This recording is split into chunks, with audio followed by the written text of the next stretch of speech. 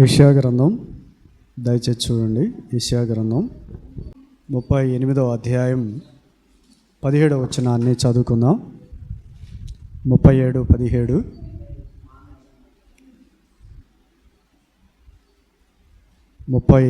అధ్యాయం 17వ వచనం. యెషయా గ్రంథం. మిక్కటమైన ఆయాసము నాకు నెమ్మది కలుగుటకు కారణమాయను. నీ ప్రేమ చేత నా ప్రాణమును నాశనమగు గోతి నుండి విడిపించితివి. నీ వీపు వెనక తట్టు నా పాపములన్నీ నీవు పారవేసితివి. పాతాళమున నీకు స్తుతి కలుగదు, మృతి నీకు కృతజ్ఞతాస్తుతి చెల్లింపదు. సమాధిలోనికి దిగువారు నీ సత్యమును ఆశ్రయించరు. సజీవులు సజీవులే గదా నిన్ను స్తుతించెదరు. ఈ దినమున నేను సజీవుడునై నిన్ను స్తుతిస్తున్నాను.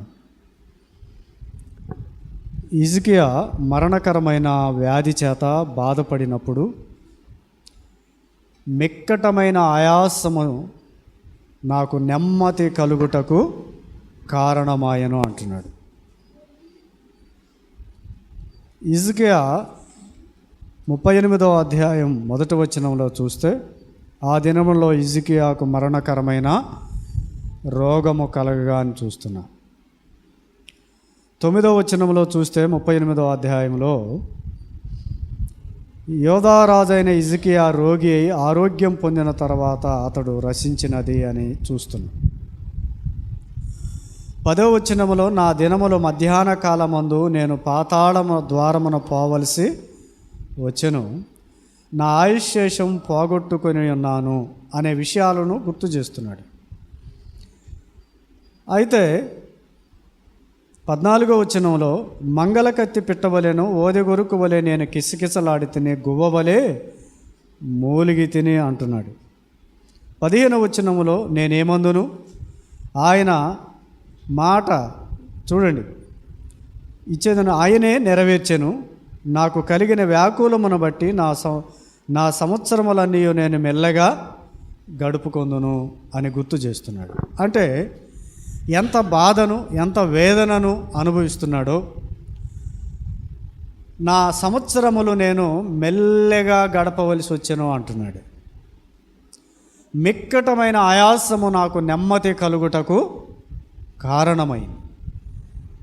అతడు బాధను శ్రమను వ్యాధిని అనుభవిస్తున్నప్పుడు కూడా ఆ మిక్కటమైన ఆయాసము తనకి నెమ్మది కలగడానికి ఏమైందంట? కారణమైంది. ఆ జీవితంలో అంత శ్రమను అనుభవిస్తున్న ఆయాసపడుతున్న దినాలలో నెమ్మది కలగడం ఎలాగ సాధ్యమైంది అంటే, మంచి క్రమశిక్షణ నేర్చుకున్నాడు, తన గర్వాన్ని విడిచాడు, తన సంవత్సరాలన్నీ నెమ్మదిగా గడుపుకుంటూ ఉన్నాడు. అంత మాత్రమే కాదు, ప్రభువును చూశాడు. నీ ప్రేమ చేత నా ప్రాణము నాశనమగు గోతి నుండి విడిపించితివి. దేవుని యొక్క ప్రేమ నాశనమనగా పాతాళ దూరమునకు పోవలసి ఉండగా నీవు నన్ను విడిపించితివి అని గుర్తు చేస్తున్నాడు. నీ వీపు వెనక తట్టు నా పాపములన్నీ నీవు పారవేశావు. ఆయన మనకు రావలసిన శిక్షను ఆయన తన మీద వేసుకొని ఓటదక్కు 40 దెబ్బలు తిన్నాడు. తన ఇష్టం వచ్చినట్లు ఆయనను కొట్టారు. ఓటదక్కు 40 దెబ్బలు. ఆయన చేతులు పాదములు పొడవబడ్డాయి. ఆయన ప్రక్కలో బళ్ళెపోటు, తల మీద ముళ్ళ కిరీటం, శిరస్సు మొదలుకొని సిరుపాదం వరకు రక్తశక్తమైన దేహాన్ని ధరించాడు. వారు ఆయనను శిక్షిస్తూ ఉంటే, తండ్రి వీరు ఏమి చేయుచున్నారో వీరు వేరగారు, వీరిని క్షమించమని అడిగాడు. అయితే నీ వీపు వెనక తట్టు నా పాపములన్నీ ఏం చేసేవంట? మోసుకొని పోయి. అవును, ఏం మోసాడు ప్రభు? మనకి కనపడేది ఏంటి? గోల్కొతా వరకు మోయలేని సిలువ భారాన్ని మోసాడు అని చెప్తాం. కొండ శిఖరం వరకు గోల్కొతా అనబడిన స్థలానికి ముళ్ళ కంచెలు, రప్పలు, రాళ్ళు, ఎత్తుపల్లాలు అన్నిటిని ఓర్చి ఆయన మోసాడు. ఆ భారం ఏదో తెలుసా? పాప భారం. నీ వీపి వెనక తట్టు నా పాపములన్నీ ఏం చేశాడంట? పారవేశావు, మోసుకొని పోయాడు. 19వ వచనములో సజీవులు సజీవులే కదా నిన్ను స్తుతించెదరు, ఈ దినమున నేను సజీవుడునై నిన్ను స్తుతిస్తున్నాను. మనము నిన్నటి వారం, ఈరోజు వారము కాదు. అలాగైతే ప్రభు మనల్ని ప్రేమించి ఆయన దయాకిరీటాన్ని మనకిచ్చాడు, మనల్ని సజీవులుగా ఉంచాడు. సజీవులు సజీవులే కదా నిన్ను స్తుతించేది, నిన్ను ఘనపరిచేది, నిన్ను మహిమపరిచేది. అంటే ఈ దినమున నేను సజీవుడునై నిన్ను స్తుతిస్తున్నాను. ఈ దినం సజీవులుగా ఉన్నామంటే దేవుని కృప. అంత మాత్రమే కాదు, మనకంటే బలవంతులు, ధనవంతులు, గొప్పవారు, ఈ రాజ్యమేలేవారు ఈరోజు చూడలేక మరణించారు. మనం సజీవంగా ఉన్నామంటే అది దేవుని ప్రేమ. నాశనమగు గోతి నుండి మనల్ని ఏం చేశాడు? విడిపించాడు. ఇజకే అదే గుర్తు చేస్తున్నాడు. నేను పాతాళ దూరమునకు పోవలసి ఉండగా పాతాళములో నీకు కృతజ్ఞతాస్తుతులు ఎవరు చెల్లిస్తారు? నేను సజీవుడునై ఈ దినాన నీ కృతజ్ఞతాస్తుతులు చెల్లిస్తున్నానని గుర్తు చేస్తున్నాడు. అలాగైతే దేవుని యొక్క ప్రేమ, నీ ప్రేమ చేత నా ప్రాణమును నాశనమగు గోతి నుండి విడిపించింది. యోహాను రాసిన మొదటి పత్రిక 4వ అధ్యాయం 10వ వచనంలో మనం ఆయనను ప్రేమించలేదు, కానీ ఆయనే మనములను ప్రేమించి మన పాపములకు ప్రాయశ్చిత్తం కలుగుటకై తన ప్రియకుమారుని లోకానికి పంపించి బలి చేశాడు. కాబట్టి ఇందులో ప్రేమ ఉంది అన్నాడు. ఆయనలో ప్రేమ ఉంది. ఆ ప్రభువు మన వల్ల ప్రేమించి మన పాపమునకు ప్రాయశ్చిత్తం కలిగించి ఆయనే మన పాపమును భరించిన వాడుగా మనం చూస్తున్నాం. మనము శిక్షించబడాలి, మనం హేళన చేయబడాలి, మనం అవమానపరచబడాలి. మనకు రావలసిన శిక్ష అంతా ఆయనే భరించినట్లుగా మనం చూస్తున్నాం. యెషయా గ్రంథం 5వ అధ్యాయం మనం చూస్తే ప్రభువు మన కోసం ఎలాగ శ్రమ పడ్డాడో గమనిస్తాం. అలాగనే 53వ యెషయా గ్రంథంలో 10వ వచనంలో అతను నలగొట్టుట యెహోవాకు ఇష్టమైంది. ఎవరి కోసం? మన కోసం.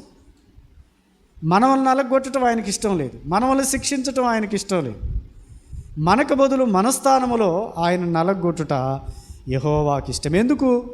అనేక మంది దోషులను నిర్దోషులుగా చేయగలిగిన వాడు. దోషం మనది, నిర్దోషులుగా మనల్ని చేయటానికి ప్రభు ఈ లోకానికి వచ్చాడు. ఆకారమందు మనుషుడిగా కనపడ్డాడు. శిలువ మరణం పొందినంతగా తగ్గించుకొని మన పాపం మనకు ప్రాయశ్చిత్తంగా ప్రభువుని చేశాడు. అంత మాత్రమే కాదు, పాపం ఎరగని ఆయనను మన కోసం ఏం చేశాడంట? పాపముగా చేశాడు. మన పాపమును పరిహరించాడు. మనకు రావలసిన శిక్ష అంతా ఆయనే భరించాడు. నేడు మనం సజీవంగా ఈ దినము ఉన్నాము అంటే అది ఎవరి కృప? దేవుని కృప. మనం ధనవంతులుగా చేయటానికి ఆయన దరిద్రుడిగా జన్మించాడు. పశువుల పాకలో, పశువుల తొట్టిలో పెట్టబడ్డాడు. దయనీయమైన దీనస్థితిలో ఉన్నాడు. కీర్తన గ్రంథంలో రాయబడింది, దీన దశలో ఉన్నప్పుడు ఆయన మన వలన జ్ఞాపకము చేసుకుంది. ఎప్పుడంట? మనం దీన దశలో ఉన్నప్పుడు ఆయన మన వలన ఏం చేశాడు? జ్ఞాపకం చేసుకొని మనల్ని విమోచించి రక్షించి దేవుని రాజ్యానికి వారసులుగా చేశాడు. ఎవరు చేయగలరు? ఎవరైనా మన పాప భారాన్ని మోసేరా? ఎవరైనా తీర్చారా? ఎవరు చేయలేరు. అందుకని ఆయన చేసిన గొప్ప ప్రణాళికను అది ఎన్నటికీ తీరక అట్లా ఉండవలసిందే. 1000 నోళ్లతో స్తుతించిన ఆయన రుణాన్ని మనము తీర్చలేము. కనుక ప్రభువు చేసిన మేలు, మన పాపమును విమోచించాడు, మనకి క్షేమం ఇచ్చాడు, దీనదశలో ఉన్నప్పుడు జ్ఞాపకం చేసుకున్నాడు, నాశనమ గోతి నుండి ఆయన మనల్ని విడిపించాడు, పాతాళము నుండి తప్పించాడు. అందుకు మనం ఎల్లవేళలా ఆయనకు రుణపడి ఉండాలి. ఆ మనసుతో, క్రీస్తు యేసుకు కలిగిన మనసుతో మనము జీవించాలి. ఏ మనసు ఆయనది? సహించాడు, ఓర్చాడు, భరించాడు, మనల్ని రక్షించాడు, మన కొరకు ఈ లోకానికి వచ్చాడు, మనల్ని క్షమించాడు, ప్రత్యేకపరిచాడు, దేవుని రాజ్యానికి వారసులుగా చేశాడు. ఎఫెసీ 2:1 అపరాధముల చేతను పాపముల చేతను చచ్చి ఉన్న మనల్ని క్రీస్తుతో కూడా బ్రతికించాడు. చచ్చే మనల్ని బ్రతికించాడు. అందుకు దేవునికి మన రక్షణ పాత్రను చేతపుచ్చుకొని యెహోవా నామమున దేవునికి ఏం చెల్లించాలి? కృతజ్ఞతాస్తుతులు చెల్లించాలి. ఆయన వేల్పులలో అతని వంటి వాడు ఎవరు లేరు. స్తుతి కీర్తనను బట్టి ఆయన పూజనీయుడు. ఆయనని ఎవనికి సమానుడిగా చేస్తాం? ఎవనితో ఆయనని పోల్చలేం. ఇలాగుంటాడని ఆయన ఆరాధించే మనం ఆత్మతోనూ సత్యముతోనూ మనం ఏం చేయాలి? ఆరాధించాలి. అలాంటి మనస్సును మనం కలిగి ఉండాలి. క్రీస్తు యేసుకు కలిగిన మనస్సు. అంత మాత్రమే కాదు, ఆయన మన నిమిత్తమై ఈ లోకానికి వచ్చిన దానిని బట్టి ఆయన శ్రమను అనుభవించాడు. పేతురు రాసిన మొదటి పత్రిక 4వ అధ్యాయం 1వ వచనంలో అట్టి మనసును, శ్రమను ఆయుధంగా ధరించుకోనండి అన్నాడు.